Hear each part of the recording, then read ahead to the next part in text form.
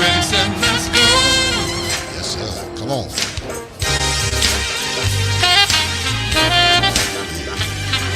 Yes, sir.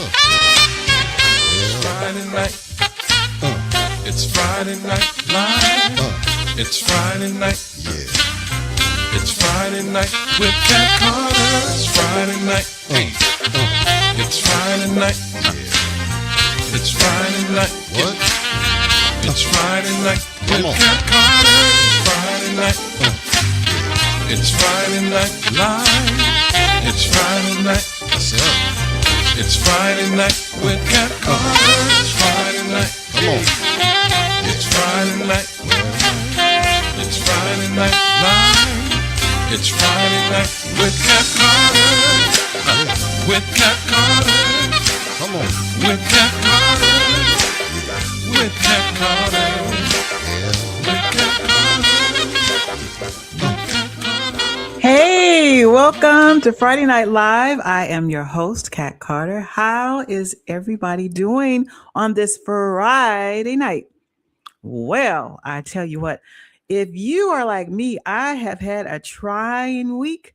It has been a busy week, but I have been looking forward to this Friday.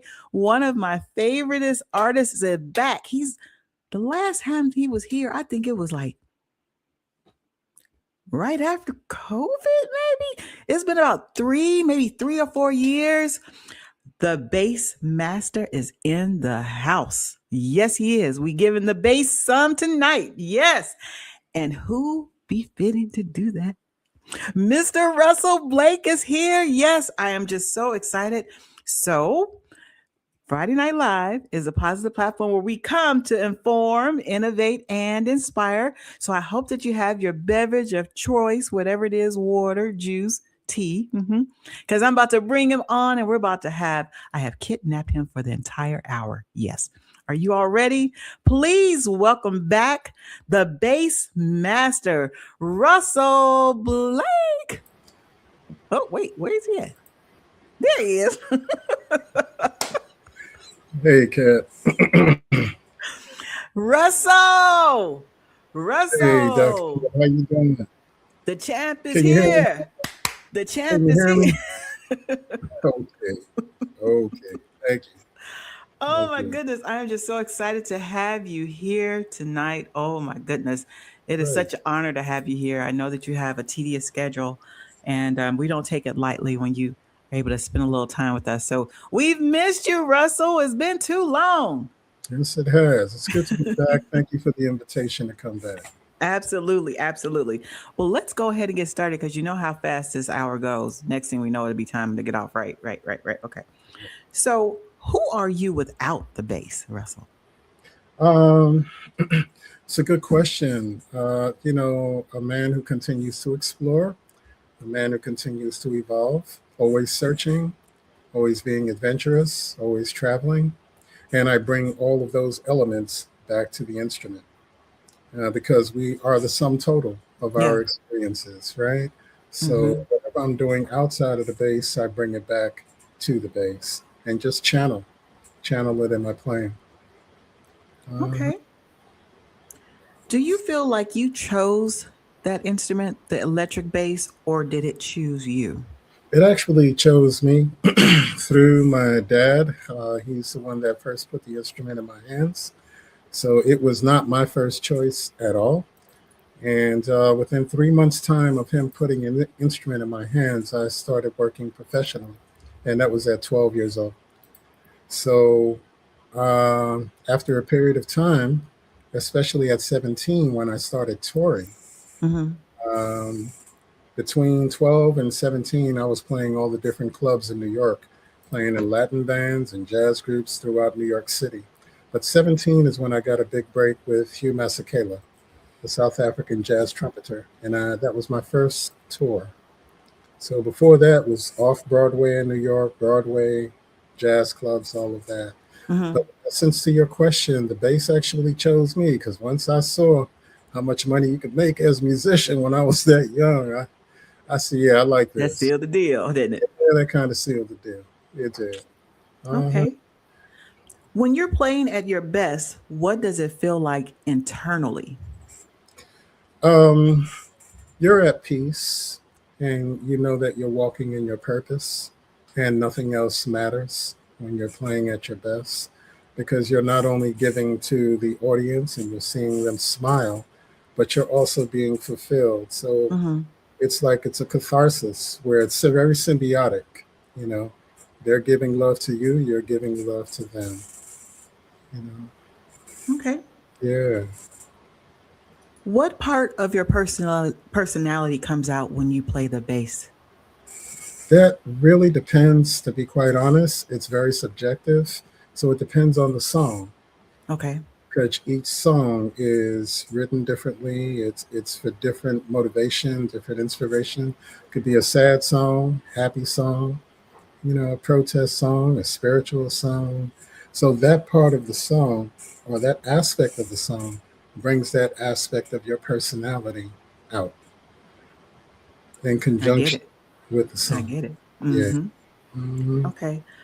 Is there anything that you are afraid to express through your music? Well, one thing I don't want to express is anger. If those few times that you become angry, you don't want to play your instrument at the same time because that will come through the music. However, there is such a thing as righteous anger, angry over an injustice, angry through protests. You know? Mm-hmm. So that's righteous anger.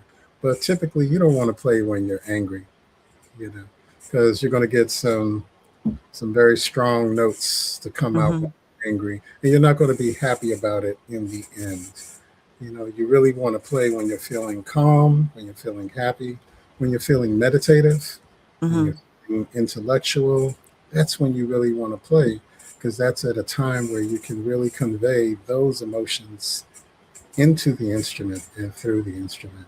But I'll say some people play angry, like you see a lot of guys take their guitars or their basses and throw them on the ground.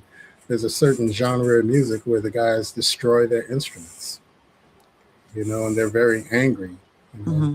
So I don't understand that per se, but that's not something that I do. Yeah. You don't want to do anything when you're angry, right? So, Right. yeah. Yeah, I usually make mistakes if I do or say anything when I'm angry. It's good, like you Exactly. said, just to do it calm and let it just flow. Yeah. Let it flow. Yeah. Exactly. Exactly. Okay. Have you ever written something that felt too personal to release?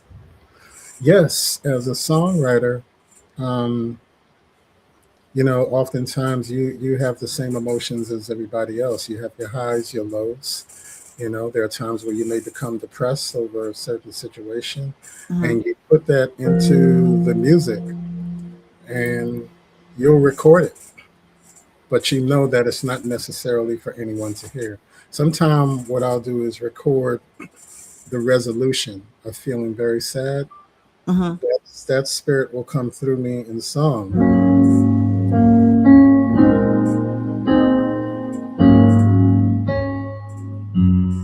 Uh,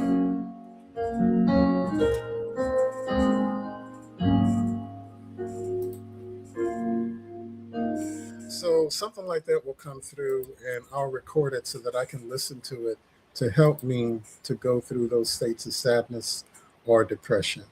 And it may only be like 2 minutes or 3 minutes, but it helps you to overcome whatever sadness you may have had.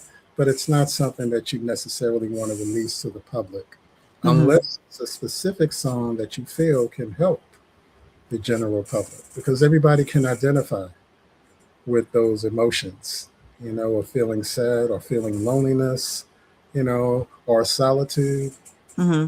like that. So, yeah.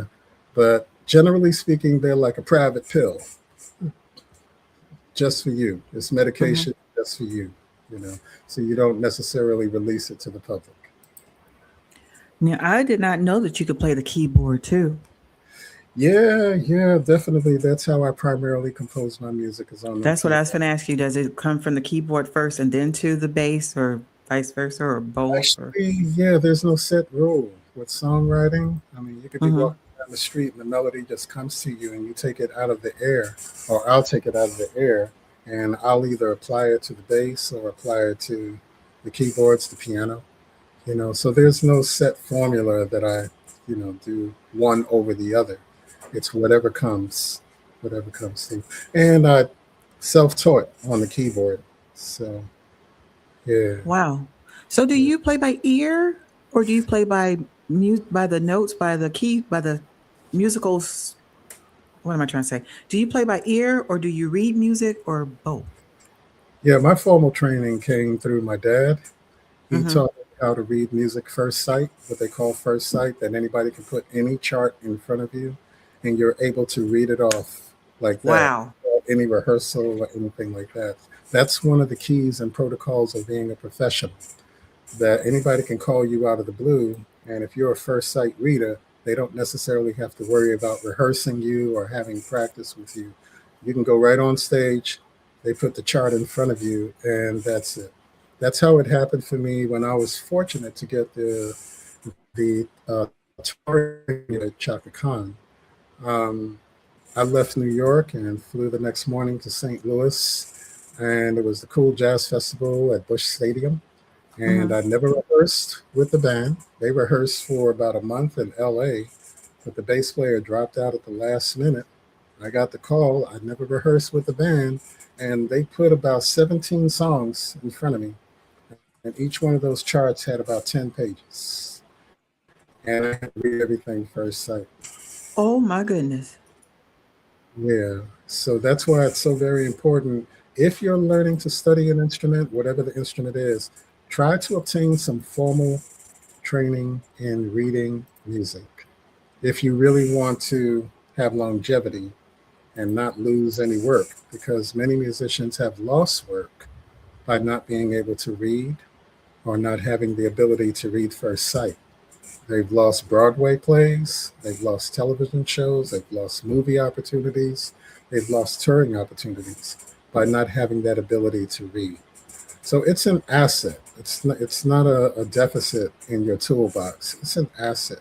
Today, it's more everything by ear and a lot of synthesizers. So there's Mm-hmm. not necessarily a lot of reading going on, but it doesn't hurt to have it because it will only enhance your musicianship as you're studying your instrument and you're reading from your books. It's Mm-hmm. only going to enhance your abilities and your musicianship. It's not going to take away from it.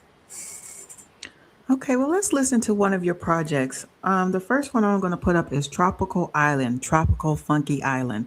Tell us Okay. about this. Tell us about this project.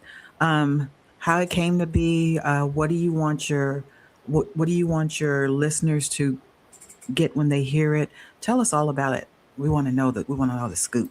Well, Everybody the knows we title, like that. the title kind of gives it away. You see yourself on a beach, on an island, kicking back, got your shades on, got your hat on, and the waves are coming in, and you just want to chill, you know. And so this music kind of sets that up. And Okay. towards the end, it gets a little more funky. So that's where the funky comes in. All right, we're gonna listen. We're gonna listen to it. All Good. right, you all enjoy Tropical Funky Island.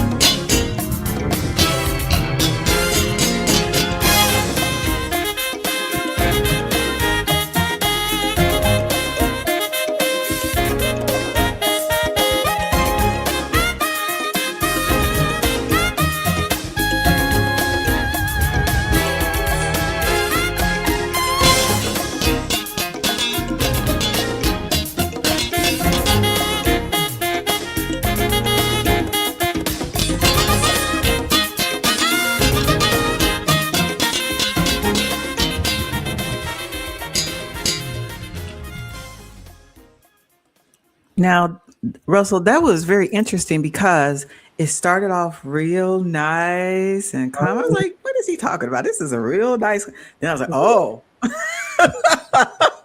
was like, oh, okay, I understand. It That's built not up, bad. it built up, it kept building up. Yeah. That was really nice, relaxing music, though. Thank you.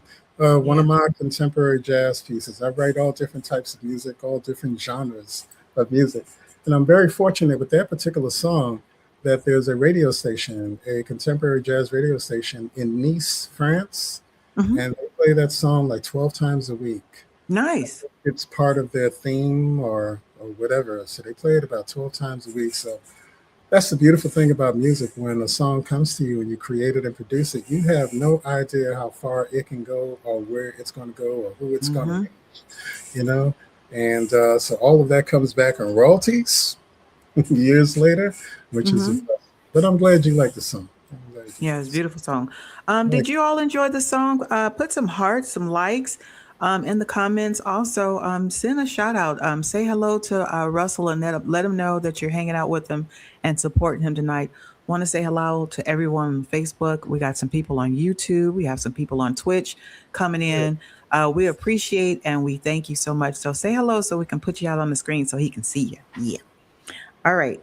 Do you create more of your music from pain or from joy?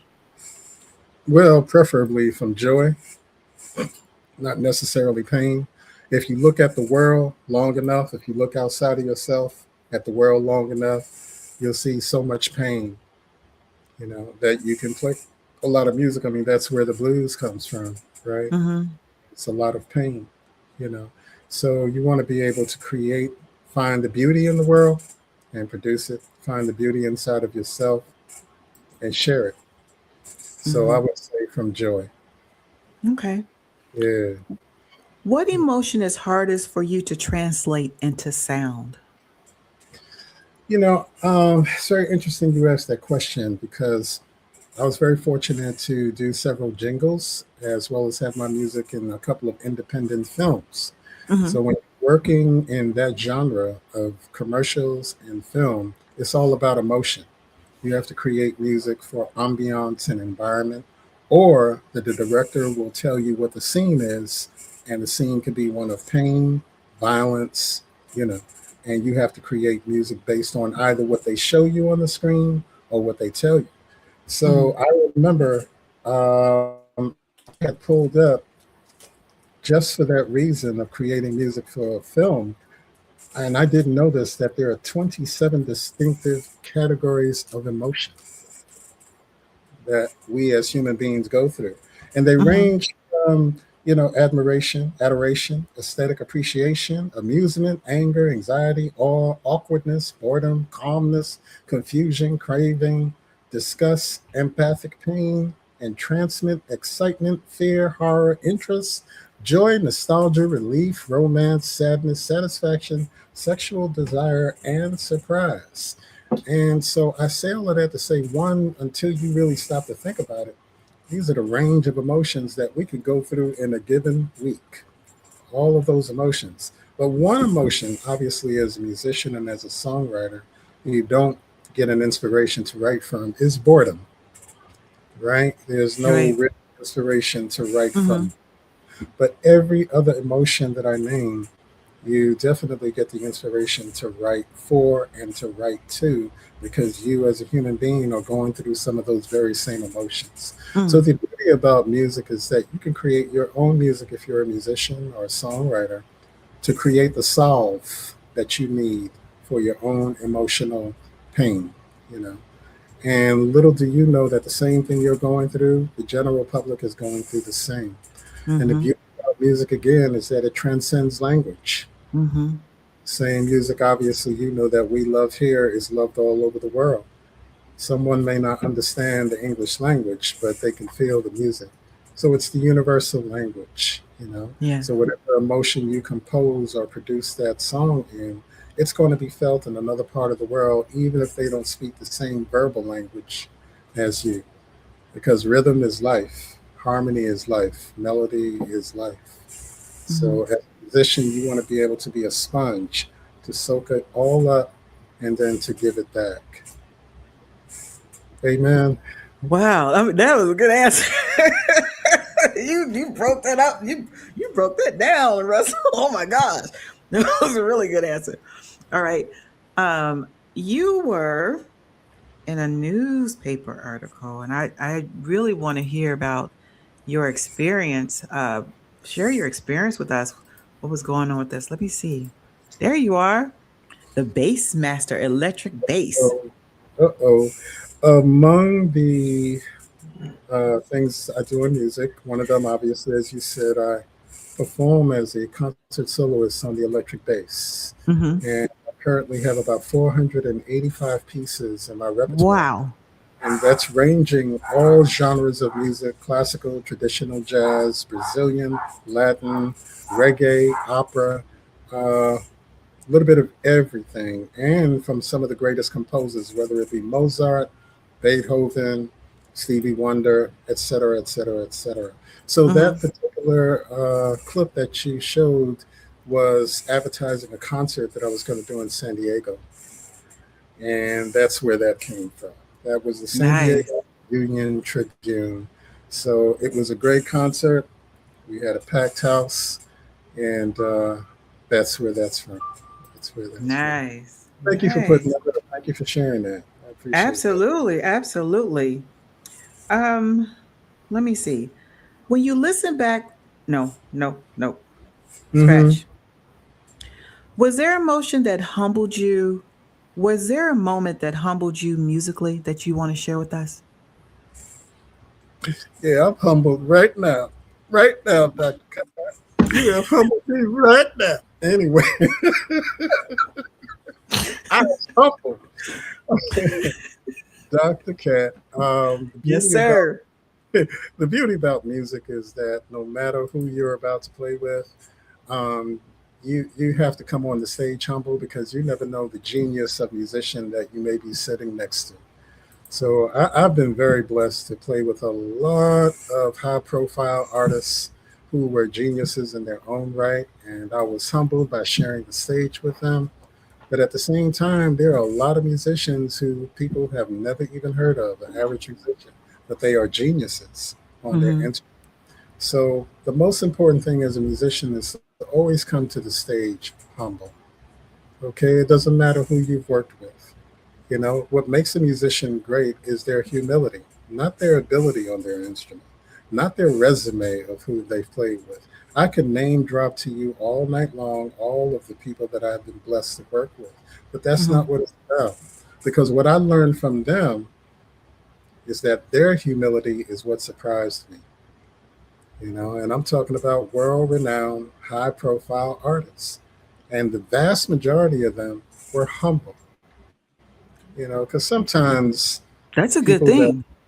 yeah, it is, because a lot Mm-hmm. of times, we know when folks make it, they get the big head and they can be very condescending. They can be very, Yeah. very rude. They can be very indifferent, you know, and that's not what we're supposed to be, you know. Um, we've been given a gift as musicians and as artists, and we always have to remain humble to that gift. You know, there's an old saying: you can't keep it unless you give it away. Yeah. Okay, so you Yeah. can't keep humility unless you give it away. So, like I Okay. said, I'm humble right now, just talking to you. That kid, humble.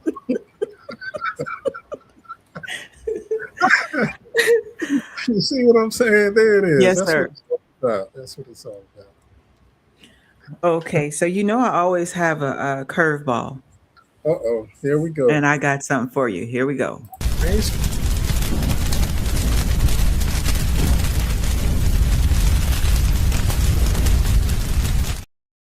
Fixing to put Russell in the fire. So we're getting ready to play rapid fire. I'm going to ask you a quick question, and I need a quick answer. It's only a couple of them, but we want to see what you say, like what comes out, like when you see this. Okay, Hmm. you ready? I'm ready. All right. If you're talking about strings, do you like coated or uncoated? Coded. All right. Round wound. Coded. Hmm. A guitar you regretted selling. Um. Oh my God. My first Yeah, go Ibanez. fast. I'm Say sorry. it again. My first Ibanez. Okay. My first Uh, Ibanez. Go ahead. First song you ever learned. It was called Little Darling, song by Duke Ellington, made famous. No, made famous by Count Basie Orchestra. Most overrated guitar solo. Uh, most overrated guitar solo. Good question. Um, there's been so many. You know, it's really hard for me to pin down. You know, um, Okay, we're gonna so, let you slide on that one. We're gonna let you slide on yeah, that one. I'd have to pass on that. If your bass guitar fail or your bass fail, would you save the bass or would you save the amp? I'd save the bass guitar. Okay. Uh-huh. Dream venue. My dream venue would be to play in the. Oh man, I played in a. I visited a coliseum in Turkey, Hmm. and the coliseum was about 5,000, no, 2,000 years old, and it's where Paul from the Bible, Paul had preached, and Hmm. the acoustics were so incredible that I just fantasized about playing in that venue. So it was like a coliseum, but you could hear a pin drop, you know. So that was my dream venue. All right.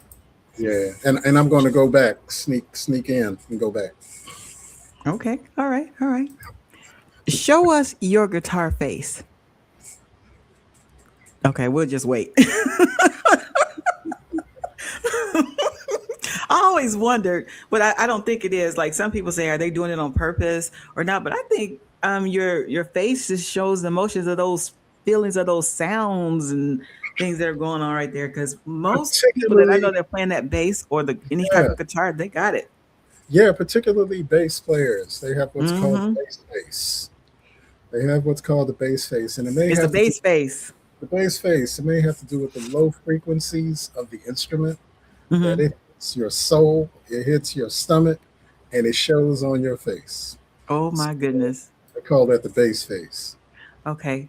I want to give something away. So while they're trying to figure it out, we're going to listen to another one of your songs. So let me Okay, do this right quick with the audience, and then I'll be right back with you. Okay. thank you. All right.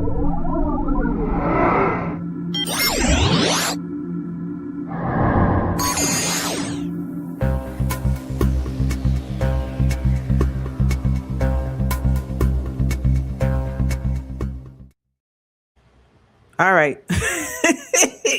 Okay.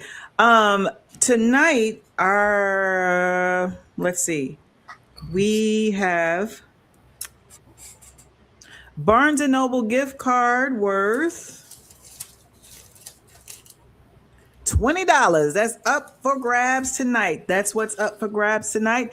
Here is the question. So when you see the question, I need you to put the answer or the letter that it is. Okay, here we go.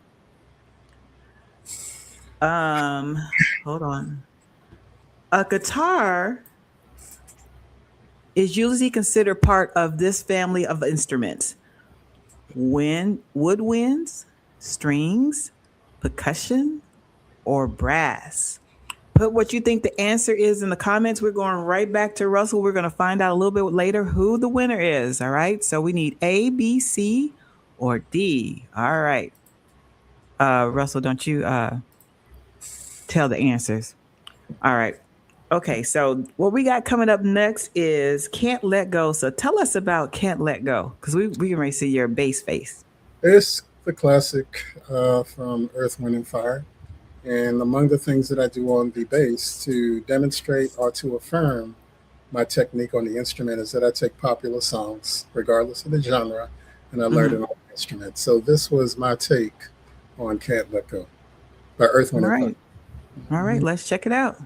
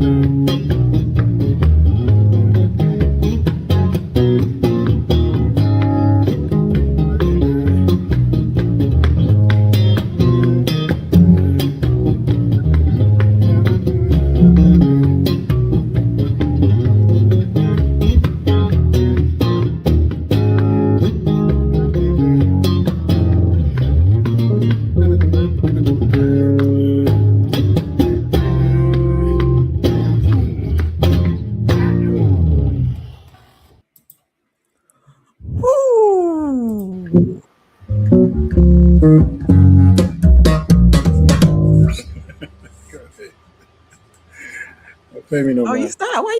That's cool. That's You cool. can play. Go ahead. That's cool. That's cool. We love that. Go ahead, Russell. You can play it if you want to. Awesome. You sure can. We That's will cool. not be upset. You like a one-person band. I was like, we don't need any other instruments the way you was playing that bass. Yeah, I love that song. It's a beautiful song. Yeah, it's beautiful. Yeah, Earth, Wind, and Fire. Earth, Wind, and Fire. Okay, okay. You were featured in Mm-hmm. Musician Magazine. Look at you, Russell. Yes. Yeah. Tell us about this experience. This is really nice. It says bass musician, the face of the bass. Well, it was very humbling after my many years in the profession to get contacted by Bass Musician Magazine Nice. to do a lengthy article and interview. And little did I know they were going to give me the cover. I had no idea. So I'm just you were talking about being humbled. I was very humbled by that, very grateful. Yeah, I was reading it says 10 fingers and four strings. Yes, yes, that's one of the best ways to describe or characterize how I play. It's just because a lot of musicians, a lot of bass players especially, use special effects. And Hmm. when I play, a lot of people have a tendency to believe that I'm using special effects. So I'm not using any special effects, no pedals, none of that. It's just 10 fingers and four strings. That's it. Keeping it Where, organic. yes, yes, sir. Hmm. Where can people find your music or find out more information about you? My music is in pretty much all e-stores. All of the e-stores, Apple, Sony, all of the e-stores that are out there. You can find my music if you look it up. If you look up my name, Russel Blake. So most of my contemporary jazz music are located on the e-stores or in the e-stores. Okay, Yeah, okay, yeah. nice. Uh, Great. What do you hope your listeners feel when they hear you play? oh wow. To be quite honest with you, I've had experiences and situations where people came to a concert and they told me after the concert that they had a really bad week, really bad day, and they were actually contemplating suicide. But they had tickets to the show and they came to the show, and as a result of the performance, it gave them a 180 in their spirit. Mm, The music healed them, and they were no longer thinking about suicide. They were thinking about finding a way out of whatever challenges they were in. They felt inspired and motivated to continue living. And that's what music is all about. yeah, It's all about the healing. yeah, So if you contemplated how many people lives could or can be saved who's thinking about suicide if music had interjected, especially live music, live musicians. So hmm. yeah. You touched on it earlier, but that is like one of my prayers, especially when I was radio announcing. In my radio announcing years, I always prayed because, like, you don't know who's in the midst. You don't know what they're dealing with, what they've been dealing with. You just have no idea, and then you That's right. you play this one song, and it just breaks it. You just That's right. That's why it's not something to be played with. This is like Right. a serious, like people that are serious about the craft. This is very serious, and You, so you have that's to be serious about yeah. the craft because the audience, there are so many people that are under a yoke or a Mm-hmm. form of bondage. Mm-hmm. And it can be so many different forms of bondage or a different type of yoke. It could be spiritual, it could be financial, it Mm-hmm. could be emotional, you know, and people are grieving over one thing or another, or they have pressure on their job. And, that's where music comes in, whether you're Yeah. spinning music as in a DJ or whether you are, Mm-hmm. because it goes back to the ancient Egyptians and the purpose of why God gave music to humanity. He Mm. gave music to humanity to keep us close to Him and to Nice. Yes. the purpose of healing. So it's not something to be taken for granted. It's very therapeutic and it's a ministry in and of itself. Yes. Yeah. Yes. Amen. Amen. Okay. What does being great actually mean to you? I think Being great means that you are someone who is very humble and that you appreciate the humility of what it brings to the table.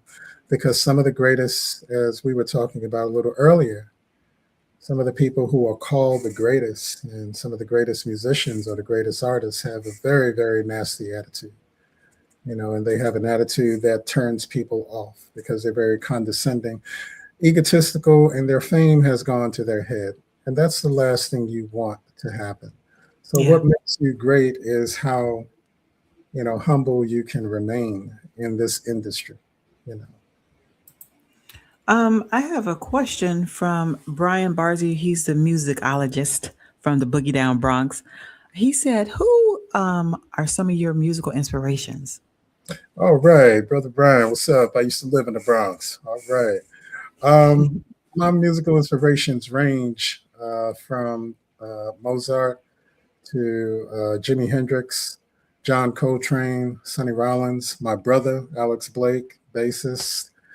So there's a wide range of people, and it's just not instrumentalists, but it's also vocalists as well. Leontine Price inspires me, you know. So it's a wide range of people, and that's what I would encourage musicians to do.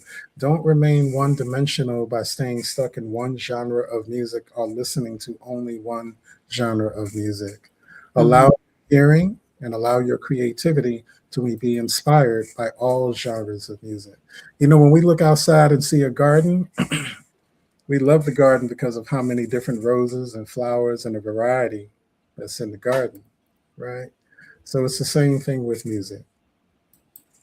Nice. Yeah. Okay. If you stop playing tomorrow, what would you want to be remembered by? Hopefully that my playing, inspired, people, inspired musicians and non-musicians alike, Hmm. that it brought some healing to their lives, some joy to their lives, some wonderment to their lives, you know, something Okay. aspirational to their lives, whether it's Yeah. my music or whether it's my playing. Okay. I know you have an event coming up in about maybe a month and a half, maybe almost 2 months, at the Cultural Educational Center in Philadelphia. Can you tell us about that a little bit? And is this a ticketed event? Like, if people want to get more information about it. Yeah, yeah, this is just came in, so I apologize for not having a number, but this is a very well-known venue in Philly, and this will be with my jazz trio.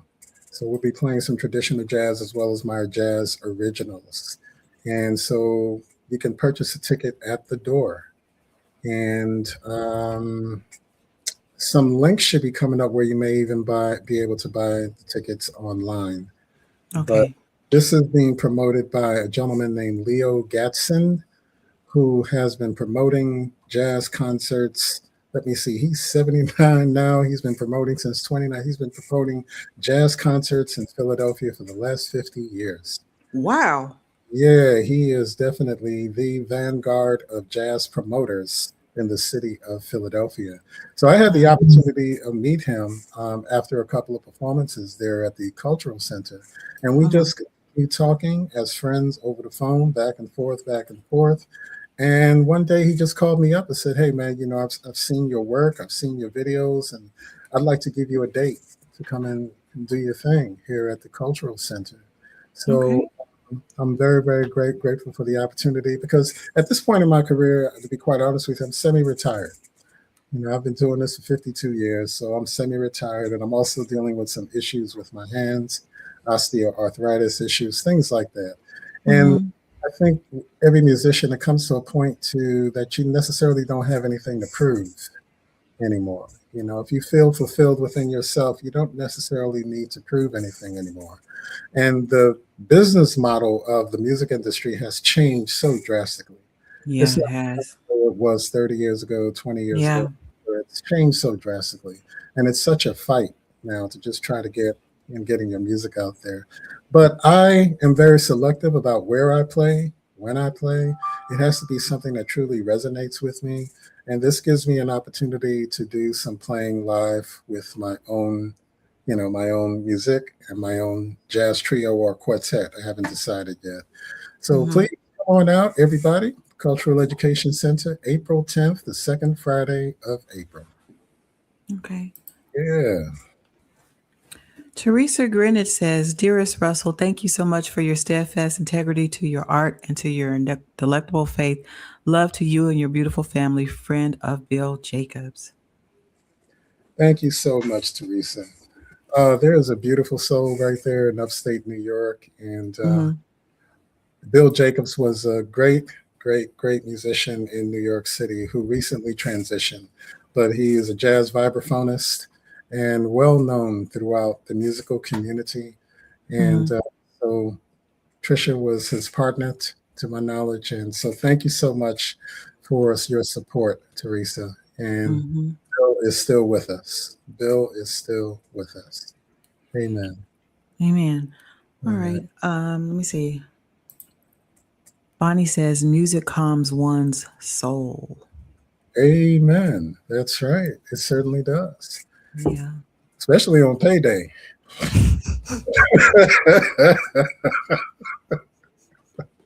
My soul's real calm on payday. Okay.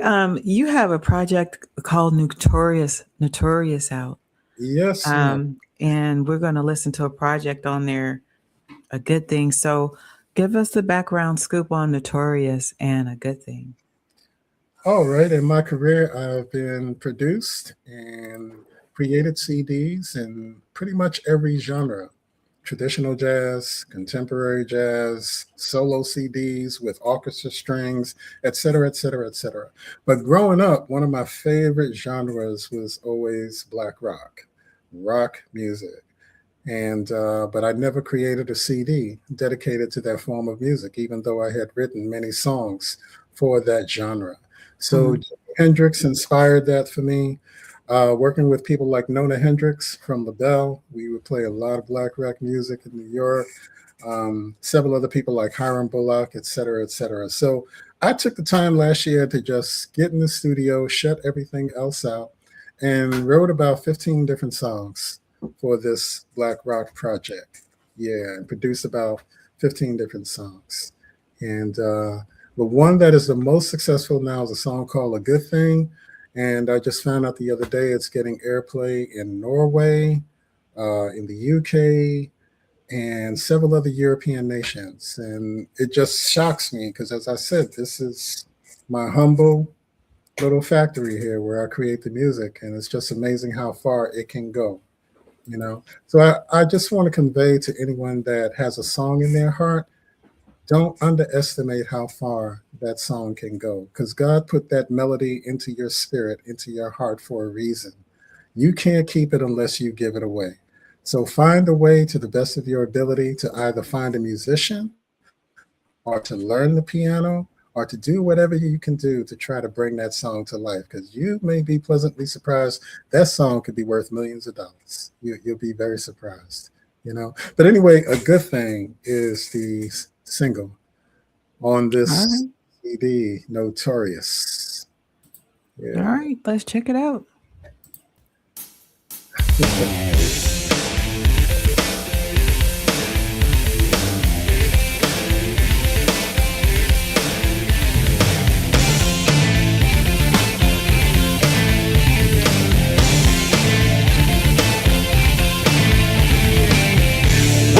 Have is a very rare thing. Chances are again it won't be said. A million years might just pass us by before another love like ours will drop from the sky. We've got a good thing. We've got a good thing, yeah. Mirror, mirror up on the wall. Who is the luckiest people of all? That's us. Hey, hey. Loving you can't be enough. Loving you is my big fun. Fighting words just ain't my style. Woman, don't you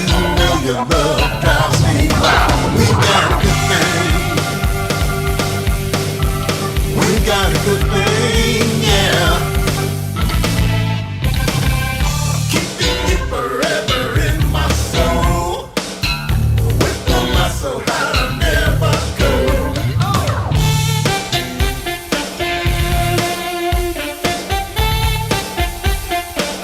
We got a good thing.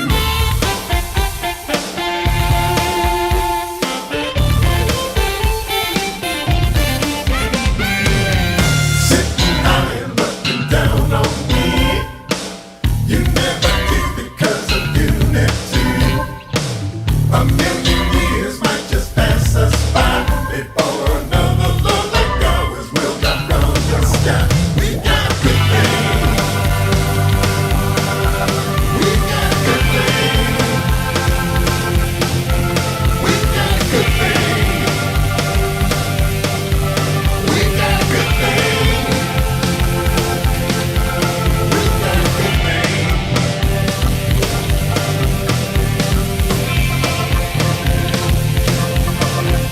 We got a good thing.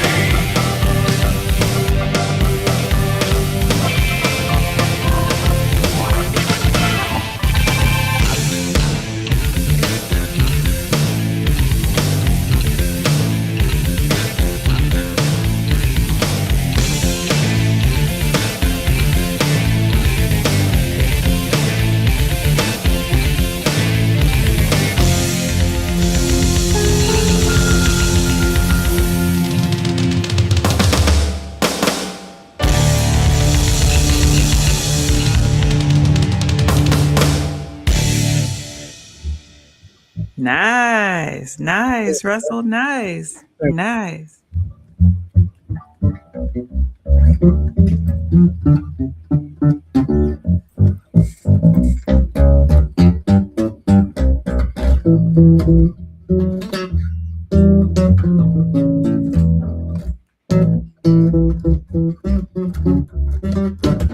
Ah,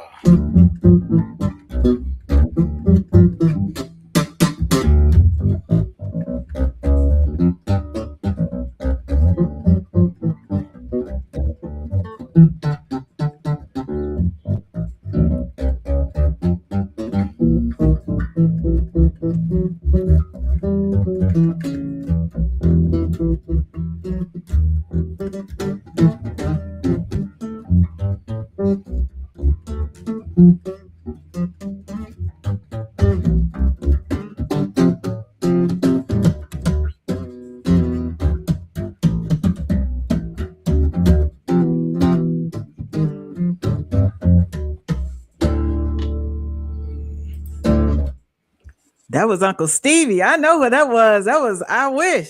I heard it. I heard it. I heard it. Did you hear? I heard it. Yes. Let's see who won right quick, and then we're almost over. Oh my goodness, time goes so fast. All right, here was the question. mhm. The guitar is usually considered part of this family of instruments: woodwinds, strings, percussions, or brass. What's the answer, Russell? Letter B, strings. Strings. Yes, it is. And the winner is Prophetess T. Alicia. You got the Barnes and Noble card coming to you for $20. Congratulations, girl. Congratulations. All right, Russell. Yes. All right, we're down to the last 4 minutes. I want to just thank you so much, Russell, for giving up your time, for sharing your musical journey with us. Best wishes on Notorious and your concert your event that's coming up. And with time permits, you have got to come and hang out with us again. You can't make it like 3 more years later. You gotta come see us sooner because we really enjoy having you here. I promise. Yeah. Thank you So much. yes, sir. So I'm going to give you a couple of minutes to say some final things. Before you do that, let me let them know who's coming next week. Sure. So Huey Jung is coming next week. He is a pianist. So if you all are not busy, come and hang out with us next Friday night. All right, Russell, it's all you. And then after you're done, we are out of here.